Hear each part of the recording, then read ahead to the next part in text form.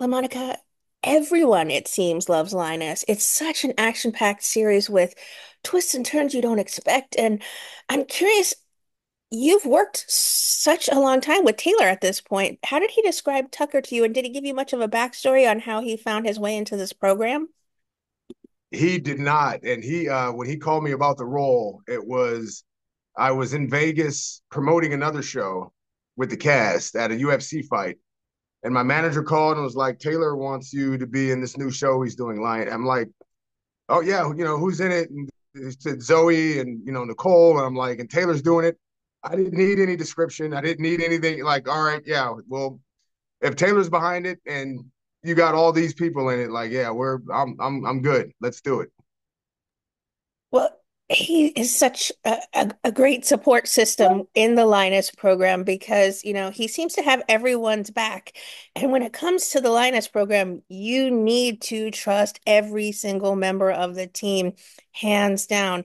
And it looks like you guys must have spent so much time bonding, or is that just TV magic? Because you guys, are really Bobby, everyone on the team are like, the banter between you are like, you are old friends. You've been doing this a long time. There's No, no we filter on any of y'all. we have a real good time together, and this job has taken us all over the world. So especially when you're working overseas and when you're kind of you against the world mentality, you bond as a cast. Usually when you shoot at home in your home environment, when they say cut, everyone breaks out to their home life. They go to their friends at home. With this job, when they say cut, we go. It was like 1883, and I think Taylor makes in that environment where he's shooting on these ranches in the middle of nowhere, and he takes this family and puts you over here, you become a family. And Taylor does a really great job too with casting these shows. Like we all feel like we've been together for so long. It's a weird kind of thing. And Genesis talked about it a little bit when she came on board, how cohesive of a unit we all are and how we love hanging out with each other. Like on the weekends, every weekend in Fort Worth for season 2, we were at a different in the stockyards doing something together. Like whether it was a few of us or all of us, it's a family environment, and it translates to the screen. And that gear and that heat in the Texas sun, you guys are just, going through it. And you guys seem to be like sharing all these videos where you're smiling, you're pranking each other, you're having such a good time. Um, Yeah, it's a hard job. It's a hard shoot, like you said. Most of the stuff the QRF does, we're in the elements. Like it might be overnight shoot. It might be midday, 110 degrees in Fort Worth. The only way to get through those days is to laugh and to be lighthearted and to, prank each other and rib each other and have fun with each other. If you really enjoy the people you're with, then it's not too bad. Excuse me. Tucker seems to be more sympathetic, more of a voice of like you can come to me if you really need something. He's one of those people that especially we saw that with Genesis and she's in the locker room and or trying to find a place to change and he says okay here and then he encourages her to go get food at one point as well.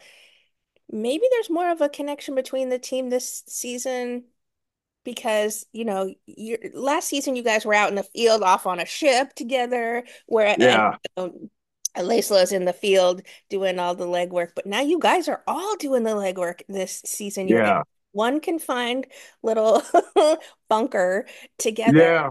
yeah. Um, I this season opposed to last, I think it's more personal for everyone involved. Last season, it was, Liza came in. She's a new lioness. We have her back, but she was taking the journey and we were there just to support. If something happened, we would go in and get her. We're always, arm's length away from wherever she's at. But this season, everyone's involved. Everyone, and especially this episode coming up Sunday night. To me, when me and Jill, we talked about it, Jill Wagner, when we read this script, it affected us the most. Not us, but as a cast. This episode 5 coming up, it's yeah, without giving spoilers or anything, like the cliffhanger from last episode, walking in on those 500 kids, the fallout from that is impactful. And I think we're all going to see that. It's going to leave the audience uncomfortable watching this next episode, the same way it left us uncomfortable reading the script. So we have more teeth in it as a unit than we did last year. I was gonna say because maybe he learned from last season that the lioness takes on so much emotionally and not just physically when she's immersing herself in it. So maybe he seemed like in those moments, as I mentioned with Cruz in the bunker, how he's like, okay, you can get your privacy, you can get, maybe I feel like he Yeah.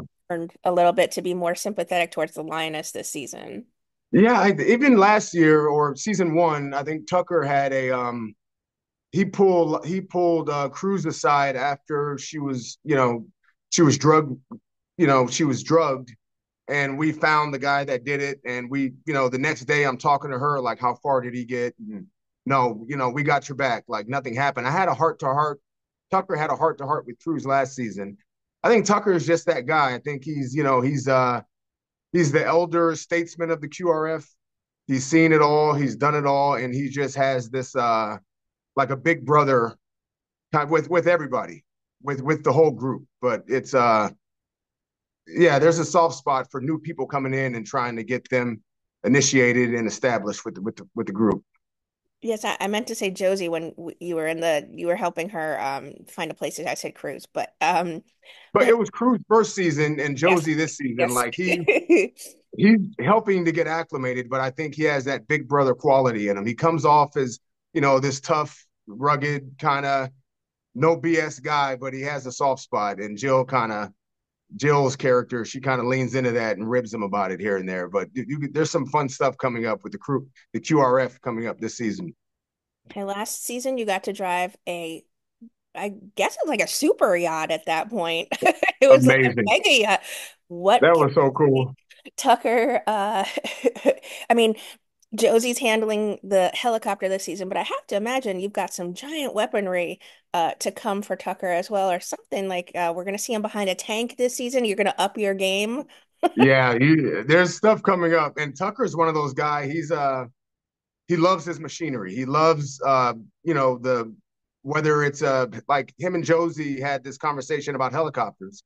Like, what would if you were in this situation, what would you do? Like, that's their bonding kind of thing. Tucker loves tanks. He loves his Hummers. He loves these big weapons. He's a sniper. He's that guy. So it's the stuff coming up. Without giving too much away, you're in. The audience is in for a treat. I love the banter, as I told you, between all of you guys in this bunkhouse that you're settled in. And there is a life and death stake to all of this as well. Is that though what you think continues to make Lioness such a powerful series? It's got this humor, it's got heart, but it's kick. But you never know, as I said, what's going to happen to the next. You invest though in all of these characters. Yeah, I think Taylor does a great job in creating these moments because in real life, in reality, we're laughing 1 minute, we're playing 1 minute, and then you get a phone call or something bad happens. It just we live in this up and down. That's the reality. And sometimes when you're watching some of these shows or films, it's all drama, and that's like it just weighs you down. Like there's no good lighthearted moments that happen to these people, or if it's a comedy and it's all funny, there's moments where the dark comes in and you have to navigate that world. Taylor does a great job in having these fun moments happen in the middle of drama, or vice versa, because that's just the reality of it. 1 minute you're laughing, the next minute you're crying, and then you're laughing again, and that's life. That's reality. Well, I think he knows that niche for you too, because in 1883, you blew me away. And you were sort of the humor and the heart, though, of that series as well. What were some of your most memorable moments from filming? It has to be driving the wagon, it has to be, you know, finding a little romance along the road. Yeah, there's 1883 holds such a special place to me. It's we shot that during COVID. So you're already in this, on this ranch and you're in your bubble and you can't go out anywhere. The family that was on it, and we shot that, it was 6 months. We were shooting 6 days a week. Even when you weren't working, like if you didn't have dialogue that day, if there was nothing on the page, specifically for you, you still work because you might be in the background getting water from the river and bringing it over to help people. Like it was shot like like kind of what's the word escapes me, but you were there every day. You weren't just in the trailer hanging out. Everyone worked Immersive. every day. Yeah, and so you were in that world. And Taylor did something great with that. Like for the first 2 or 3 months, the food we ate, if it wasn't in the 1800s appropriate, like we didn't have present day food. We had, meat, we had biscuits, we had gravy, we had like that's what was back then. So if it wasn't back then, you weren't eating like a Whopper or, like that wasn't appropriate. So he really immersed us in this world and we were bouncing around from ranch to ranch. And the family that we made on 1883, some of the younger actors that was their first job, I said, it's never like this. So don't get used to thinking like you're going to go to your next job and it's going to be this same thing. This is so unique. And even Sam, like there was an episode, the opening episode when me and Sam said, "Yeah, we'll jump on board and we'll do this." The whole wagon train is coming and we're sitting on our horses watching all this come to both of us. Sam looked over at me and said, "I've never seen this in my entire career." And he said, just this is something special. Like, I don't think I'll ever see this again. Coming from Sam Elliott, with all that he's seen, I'm like, it made me really sit back and look at it through different goggles. I already knew it was special, but hearing him say that, like, just put more of a, we're in for a treat, and this is something so unique, and it'll never happen again. And and it transferred over to the film, to the screen. So audiences felt that, but we were living that, and sometimes that doesn't happen, but it happened in 1883. It was such a gripping series, and the work you did on it. I know I reached out to you on Twitter, and I was like, "This is your best series yet." The work you've put into being this Thank you. was just absolutely. I was so sure you were getting an Emmy nob. I was like writing and like this was so powerful. You just really immerse yourself so well in the characters you do, and whether you have this innate ability to emote emotions through your eyes, through the words you speak, it's just the work you do, especially I guess for Taylor, just maybe brings it out of you. Yeah, Um, I got to give the writers more credit than I deserve. If it's on the page, and we just got to show up and stick the landing. But saying Taylor's words, yeah, it's there for you. And the world, the environment. I was telling someone else, walking in and seeing all those children in Lioness, this last episode 204, seeing all these children, these kids in this warehouse, there's no acting involved. Like it affects you. That this is the reality somewhere. We're in a scene right now. This is a TV show, but this is someone's reality. These are people that are really living in this world. And if you stop and take a second and just think about that, everything is it's gonna play. It's gonna show. You're gonna wear it on your face. You're gonna wear it in your energy, the way you walk. It's gonna affect you. So just let these environments affect you. And Taylor does a good job of putting you in these environments that's not green screen where you have to use your imagination. It's all there for you. Just let it affect you and say the words. I talked about 1883, and certainly we talked about Linus as well. Do you have a particular project that you continue to hold as a special place in your heart? Maybe it's Arrow, maybe it's all of these things that you've been a part of throughout all your years, but you've had some iconic roles that still remain Thank you. iconic that Thank people you very reach out to you. I mean, Anti-Monitor, the Monitor is just amazing. I've been fortunate. I look at each experience, it's its own unique family, like Designated Survivor. The family we made on that was special. And my castmate, Aiden Canto, passed away earlier this year. And the reunion that the cast had, no one was like, should we go? Should we? It was automatic, like, we're going to the funeral. Like, this is our brother. And I haven't, I don't keep in too much contact with, sometimes here and there on social media, and Natalia Ritchie, I'll reach out to her here and there. But when you get us together, it's like we never left. And that was a special family we had on that. Arrow, I had a special bond with a lot of those. I just talked to Grant the other day, that played the Flash, Grant Gustin. I was at the gym and he was coming out and, he passed by. Is like, was that you just leave? Like, yeah, man, you live over here, and it's like you pick up right where you left off. So I've been fortunate to be in great situations on these shows and these experiences to take this journey. And I don't take that for granted. And right now, Lioness is where my feet are now. And it's a special situation. And from the top to the bottom, it starts with the one. And Zoe is just the most amazing person to be around. My wife and Zoe and our kids all play together. It's one big family over there. And yeah, I'm fortunate. I'm just grateful. Well, I see the hat has you in the present and the t-shirt has you in the future because you have Osiris coming up. Yeah. Oh, yeah. What Yeah. what are the other projects you've been busy working on? I just did a film in Bulgaria. It's my first lead in a film in a feature. It takes place in the backdrop is Ukraine, and right when Russia invades, so it's this war going on, and my brother that passed away, not real brother, but it's a Navy SEAL, a fellow Navy SEAL member, passed away with me, and he was like my brother. His daughter, I've been like watching over his daughter, from the time that he's passed away. She gets kidnapped. She runs an orphanage in Ukraine. So she gets kidnapped. It's up to me to go in and get her in the middle of this war zone.